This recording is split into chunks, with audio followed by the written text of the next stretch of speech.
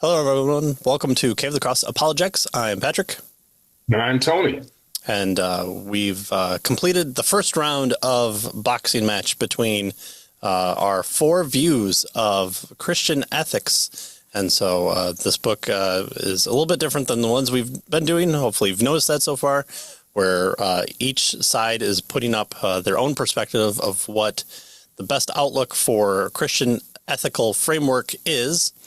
And we've gone through the first one, virtue ethics, and talking about being a virtuous person. And from there, then you get virtuous actions. And then we've had the responses to that from our different other perspectives. And so now we've are flipping the table and we're starting anew. And so Claire Brown Peterson is going to be covering the natural law perspective for Christian ethics. And so this will be the second one. And again, it'll repeat the same thing of she'll present her case, and then the three other perspectives will bring kind of charges against her and her perspective. Right. And we should probably remind folks there are four perspectives that we're looking at. And this one is the second one. The first one that we considered was the virtue ethics. And this is natural law ethics. Next, we'll move to the divine command theory and then end up with what our book calls prophetic ethics. So these are ethical theories, and ethical theory is kind of a way to explain what ethics is all about and help you to determine what is morally right and wrong. And so natural law now is what we've moved into. Mm-hmm. And if you want a kind of a quick and dirty editor overview of those perspectives, go back to the kind of first couple episodes that we did on this book, where the editor kind of gives you a quick definition, a history, and then the biblical framework that each one will kind of draw from. All right. Well, the natural law perspective is the ethics is the theory that morality is rooted in central truths about who we are as human beings. So nature, the natural law. And so we look kind of at the world around us, and we are able to perceive different laws like what we do for gravity and the various other interactions that we have within the moving bodies of the world. And here, just the moving bodies tend to bump back if you bump into them. So according to natural law ethics, the answer to the question of how we ought to live, that's true morality, is rooted in the fact about the sorts of creatures we are, what God created when he created human beings. So again, still focusing on a Christian framework, so God creating it, and within that he's kind of either infused or made up or put in place various guidelines to guide us on how to live, and those things are rooted into our actual being and makeup. Right. And so she asked the question, how might morality be rooted in facts about the sort of creatures that we are? And she says that in the first place, morality is made possible by the fact that human beings are creatures capable of recognizing things as good and enjoying freedom of the will regarding, if and how we pursue those goods. So we're able to recognize good and evil. We're those kinds of creatures. That's how we were created. And she says, if one takes away these abilities, then it no longer makes sense to say that human beings are obligated to live in particular ways. So part of what is the grounding of natural law ethics is the type of creature that we are, how we were created, and the capabilities that we have. Mm-hmm. And so when our authors from the natural law perspective responded to virtue ethics, even she was talking about how closely resemble they to each other. And so I think that comes out here in her perspective too. And I'm assuming they probably all wrote their versions independently without the kind of how we're reading it. So probably each of the four brought theirs in and then were sent the other versions to respond to. So it is interesting to see that, just carried along from her own perspective. We see a lot of the similarities with virtue ethics here. Well, in the second place, the very content of the ethics, how we ought to live, again, ought being a key word that should perk our ears as philosophers, is largely determined by the facts of who we are, the specific needs, limitations, capabilities, and purposes we have as human beings. And of course, we have to refer to the master, C.S. Lewis, where he makes the point in Mere Christianity, where he states, in reality, moral rules are directions for running the human machines. Again, I always liken this to the human beings are like railroad cars, and we're on the railroad tracks. If you're following along the rails, you're doing exactly what you're supposed to be doing because that's how you go in life. And so if you're going to be derailed, yeah, you can go for a little while, but at some point it's going to be a wreck and a giant mess, and a lot of people are going to be mad at you. So that's won't go very far. That's right. And so we just apply that to the moral imperatives in life. And so that's what C.S. Lewis is saying here in his citation. Well, Lewis calls this set of instructions various things: the law of human nature, the law of nature, the law of the rule of fair play or decent behavior. And of course, coming from a British person, that means a lot more, especially back then. But following the natural law tradition of ethics, she'll be calling it the natural law, just to make it simple. Right. All right. So she says there's certain things all humans need simply to survive. Right? Others that we need to thrive individually as well as collectively. And so notice what she's going to be doing here. She's going to try to combine the how we're made individually, and then she's going to try to produce a collective way of dealing with ethics from this natural law perspective. Because, you usually think, well, natural law is this individual person is made this way, and so therefore they should behave this way or something like that. And she wants to make it individually as well as, collectively in communities and that sort of thing. And so she says there are certain things that all humans need to survive, and others that we need to thrive both in communities and individually. And she says others that we need to exercise our intended roles vis-a-vis one another, the creation, and God. But these things we need, she tells us, are not limited to specific objects, such as food, water, and oxygen. Certain ways of ordering our own thoughts, behaviors, and desires are also necessary. So it's not just these things, but there's ways of life, ways of, behavior, that sort of thing, that are also necessary. If, she says, creatures like us are to thrive and fulfill our diverse roles in God's kingdom. These necessary, quote, ways of ordering our lives furnish the content, she tells us, of ethics, right? And so what are they? Well, she says love, forgiveness, mutual respect, empathy, all elements of the natural law are not built into our DNA in the sense that these things come easily to us. But love, forgiveness, mutual respect, and empathy are essential to our full-fledged development individually as well as in communities. So those kinds of things, those kinds of, actually, you might say, character traits, perhaps, are part of what is built into us from being created in God's image. Right.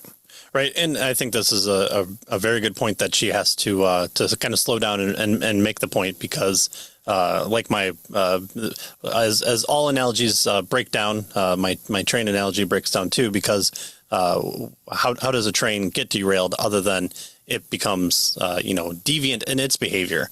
But here, having love and forgiveness, mutual respect, those things seem at times to come hard to humanity, and to what degree and to what extent, and why don't we see that as being the easy flow, like putting a train on the train tracks? And so she has to say that that it's not built into our DNA per se, but that kind of the teleos, the endpoint of humanity, should search for that as well.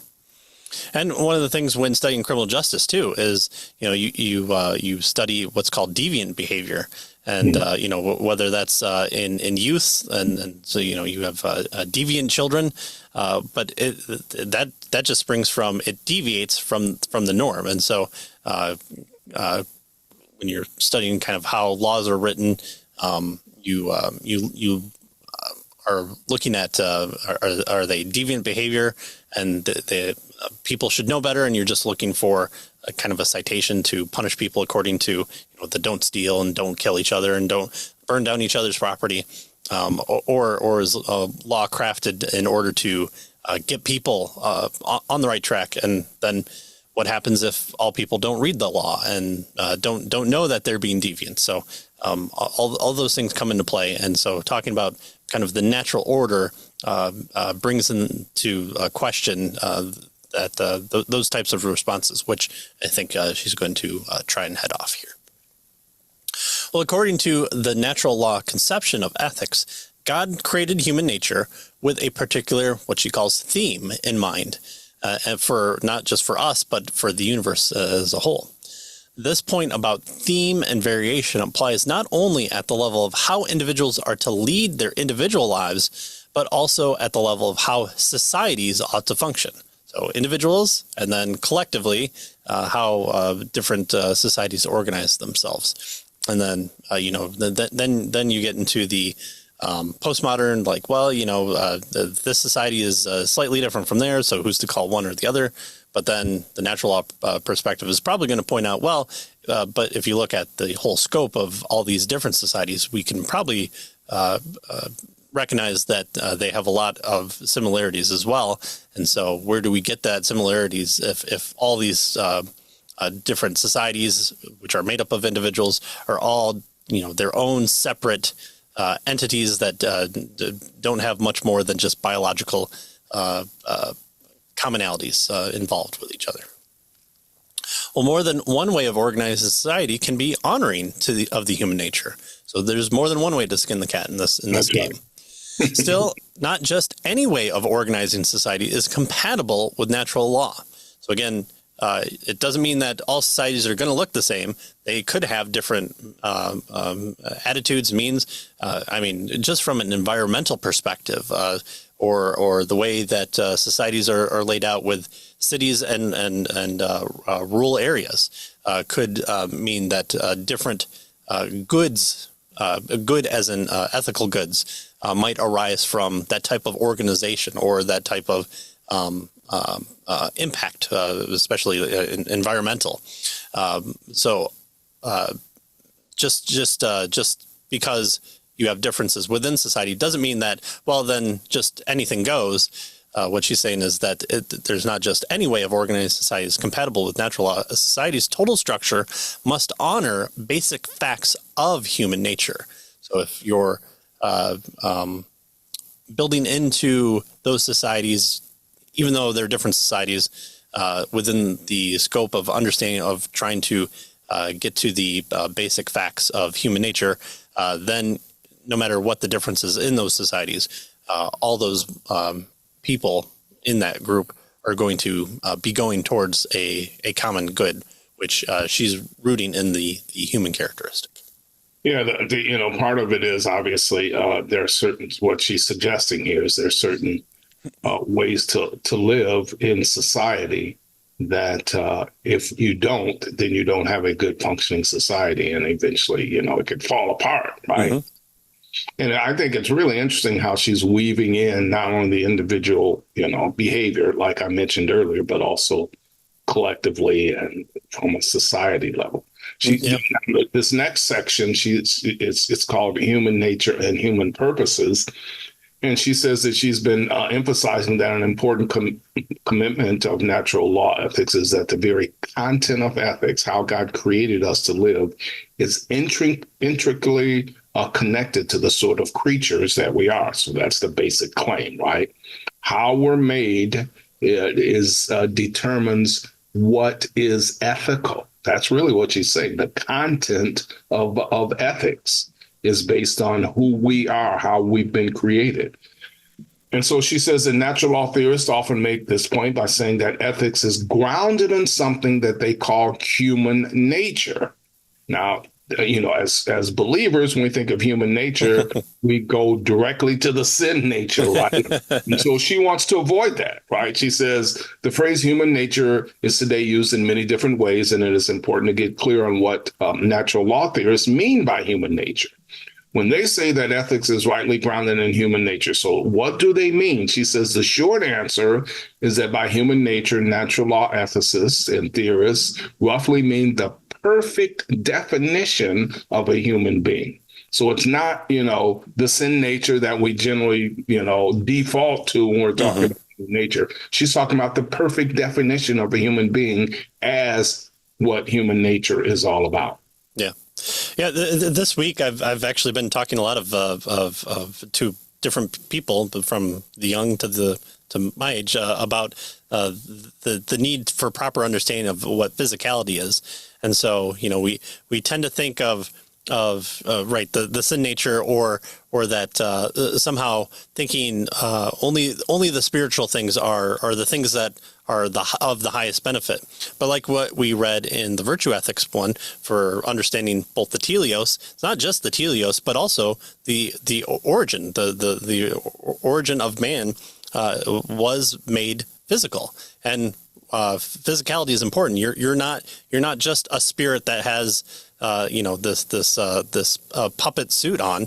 No, you are a body who has a spirit, and we know it's important because Jesus didn't come as this mystical ghost that only appeared to have a body. No, he came in bodily form and grew and had understanding. Yes, he was. The hypostatic union is the great mystery there. But the physicality of life seems to be important, and we know that because in Genesis 1:1 it tells us that God created. So obviously, creation does have an important, good perspective in for God's glory and all that. So we can't just wave it away and say, well, the human nature is just only sin, and if we get outside of that, then we're living the right way, and we call that Gnosticism, and bad things happen as a result. Yeah, and it's both and, right? We're a body that has a spirit, but we're also a spirit that has a body. Yeah. So both and kind of thing. Yeah, exactly. All right. Well, it is worth pointing out that human nature and sin nature are not equivalent to one another. That a person can be fully human and have a complete human nature without following or even having a sin nature. Of course, where do we get that from? Well, Jesus. Jesus is that exact representation for us. Indeed, this is true of the first Adam and up until his fall, and of course, the second Adam ultimately perfected and done what he's supposed to do in Jesus all throughout his life. The first humans were fully human all the way up until the time that they sinned, and the sinless Jesus was and is fully human his entire life on earth and afterward. Thus, a sinful nature and selfishness are not part of the perfect definition of a human being. To err is human, but to get past that is divine. And it's like, no, the error part is the error of the human part, and so we need to understand that. So the sinful nature and selfishness are not part of the perfect definition of the human being, and sinfulness and selfishness are not required for full-fledged humanity. And again, when we talk about economics or politics, this tends to pop up. If all men were angels, then communism would be possible, or just the opposite would happen. If you put all saints on an island, at some point you're going to find the scoundrel amongst them. Those fun thought perspectives that we have. Oh, I thought if you did that, they'd all starve unless they learned how to fish or something. That's right. Only if they read Robinson Crusoe, because in all the economic books, it all comes back to Robinson Crusoe. So it's just your primary goal is to read Robinson Crusoe, and then you can understand economics. Well, what is rather the case is that our selfish tendencies are so pervasive and so powerful that we forget that the sin nature we have inherited is actually a perversion of human nature rather than divinely created human nature itself. So it's not that it's not important, but we give it too much sway over our understanding, but at the same time, we can't ignore it because it is still there. Right. So what she's trying to do now is trying to separate, our sin nature from what she calls human nature, because she's going to use human nature. In fact, she already has Right. as the basis of the content of ethics. Right. So that's what so she has to separate this here. And so she says what follows then is that she'll be using the term human nature to refer not to sin nature, real though it is, but to something even more fundamental that all human beings share. And so when the second person of the Trinity, right, the Son, Jesus Christ, became incarnate, he took on human nature and lived in a way that showed us the perfect fulfillment of human nature. So that's the idea here. And so she is using the term human nature. That is something that's common to all humans, including Christ, but it's something that only Christ has perfectly honored and lived out. Right. So Christ is the standard with regard to how we can really live in terms of what our human nature is all about. And of course, human nature is her basis for ethics. Right. That's the basis for the content of ethics. Right. So, OK, with all that vocabulary in mind, she's going to restate the two claims about natural law that she's made in the beginning of the chapter. First one is the possibility of ethics is rooted in human nature, specifically the fact that we are created capable of cooperation, discernment, rationality, will, and so forth. And the second, the very content of ethics is rooted in the human nature. So the first statement of the possibility of ethics is rooted in human nature is a familiar one and amounts to the claim that certain facts about the way humans were created explain why morality makes sense for us, but not for, at least for most, other animals. So again, you have to differentiate the nature from the nature. Whose nature are you talking about? And of course, us being made in God's image, we're going to be a different type of creature, a different type of animal, a different type of 6-day creation than the other animals that are walking about. Right. And so she asks the question, why should facts about human nature, including the imago Dei, one fundamental element of our human nature, and then our particular physical makeup, another element of our human nature, and our social and emotional forms of life, yet another element of our human nature. Why should these things have implications for how we ought to live? Well, she says, according to natural law theorists, the fact about what we are and value claims about how we should behave are more tightly connected than they may at first appear. And one way of drawing this connection that we have seen, she says, what humans are determines what they need to flourish. So what we are, the type of creature we are, determines what we need to flourish, and needs have value implications. So there's her kind of way of getting us to morality, right? The kind of creatures that we are determine what we need. And of course, needs have implications with regard to value. Right. There we are. She gets us to ethics. Yeah. And impressively, I have to say, I enjoyed this part. And, this isn't just water, food, air, shelter. This is things like love and respect, and how about even worship? I mean, that's something is you stick a bunch of people in behind, let's say, an iron curtain of some kind. I don't know why an iron curtain would exist, but let's just call it an iron curtain, for example.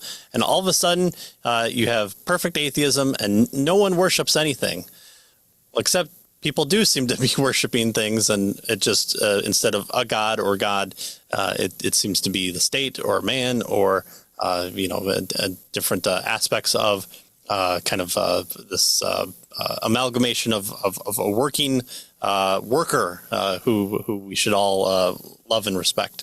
So that those things tend to be then a need, and so when we say, well, let's remove different perspectives and see if we still have those things. The fact that astronaut training still has aspects where it's like, okay, if we're going to go to Mars, we need to put some guy in an isolation chamber for a year and test their mental fortitude. Well, but if we're just these creatures, and you have your books and your music, why do you need human interactions of some kind? It seems like, well, you're just there, but it seems to be a part of our need within our human nature, and it's not just a need for survival alone, but that flourishing aspect is there. All right. Well, we're going to close up with this by saying that a physiologist claims that because young humans, children need physical stimulation for their developing brains and cannot easily connect media content with the three-dimensional world, and that solo viewing of television is not good for them. Again, we talked about iPhones last time, or smartphones, and now we're talking about bad TV. So even though some of this television is not good for all the pleasures of life, right? Yeah. What's the point of living at that point? Yes. Well, but it's not good for them. It should be avoided. The physiologist is tapping into the fact-value connection. So this isn't something like food, air, and water. This is a ethical perspective. This isn't good for the person of the person that we talk about. Subjecting them to horror movies would be very bad for children under the age of 4 to witness. I was thinking of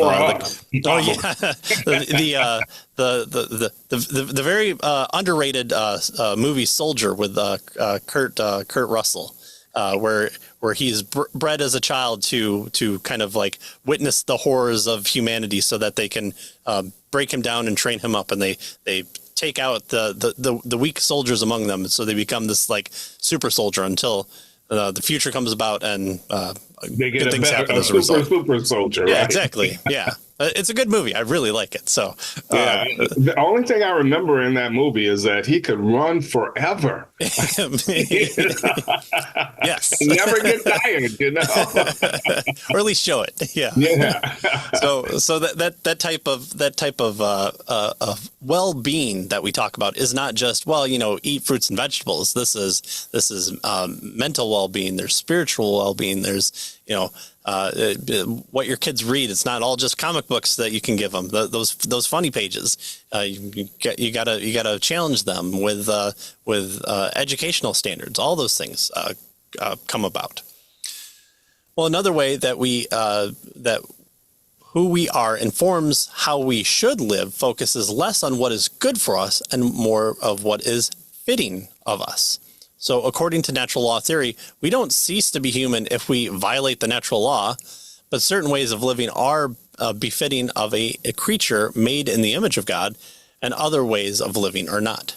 Natural law theory goes further still and insists that the ways of living that are befitting of us are also good for us, and not just individually, but on a cosmic scale. And all parts in between. So among your friend group, among society, among your country, among your world, and of course in your relationship with God is implicated there. So this section here, she moves from human nature to human purposes, right? Who we are to what we ought to be living like, and our purposes and that sort of thing. And so she attempts to get us to value based on who we are and how we've been created. And of course, values will lead us to moral value. Yeah. And, serial killers and the study of abhorrent and distinctive differences within a people group. And you read these interviews and this person's crazy, but it's also, I wanted to get back at my mother. So I found people who looked like my mother and, did the terrible things that I do with them. So that there is a sense of humanity still within them. They're still making those desires and claims, and they're trying to find for them what is beneficial to them. And we punish them for it. So obviously, we as just these creatures of nature only, no God, should not punish or reward these behaviors. They're just people acting out according to their uncreated nature, right? Well, why do we punish? Why do we seek justice in those things? Why do those killers still try and find ways to explain their behavior or in the depths of their aberrant behavior? Why do we still see humanity within them? Well, because even though things are not befitting to them, they are still human, and so whether or not they're going towards the best fact value connection is what's at case here. Mm-hmm. Yeah. All right, so that's a good stopping point. So we kind of covered natural law in the general sense, and so Claire Brown Peterson is going to kind of give us more specific claims as she goes on in the rest of the chapter here. Again, caveofthecross.com for all your Cave of the Cross goodness needs. You find all the past episodes, the past books that we went over on YouTube. You can find all the short clips for these episodes. Even if I have computer issues and work issues that require me to wait a week, that might have been done in the past couple weeks, but they'll get up there eventually. So thanks for watching all those as well.